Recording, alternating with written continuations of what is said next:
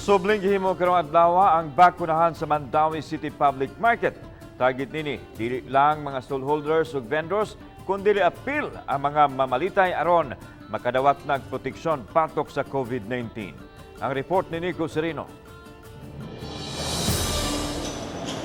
Taas-taas ang linya sa mga tao nga gustong magpabakuna dito sa Mandaue City Public Market. Alang kini sa laing hugna sa bakuna para ni suki. Sa katulong higayon nga pagpahigayon ni ini, ubay-ubay pa nga mga manindahay, stall owners ug helpers nga maupay pagpa first dose. Gidasig sila sa syudad nga magpabakuna gyud aron maproteksyonan ang ilang kaugalingon ug ang ilang mga suki. Supposed to be ato yung kuanon kay 27 barangays baya mag-abot. So kinahanglan gyud nga vaccinated sila.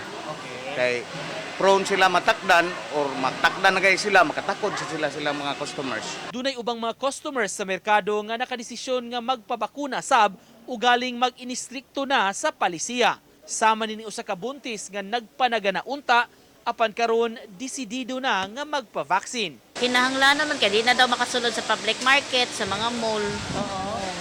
Iha sa ubos dili na ka makasulod. Dili sila pasulod. Oo. Ato, dili ta ka pamalit sa public market or sa mall, wa man sa tay konsumo.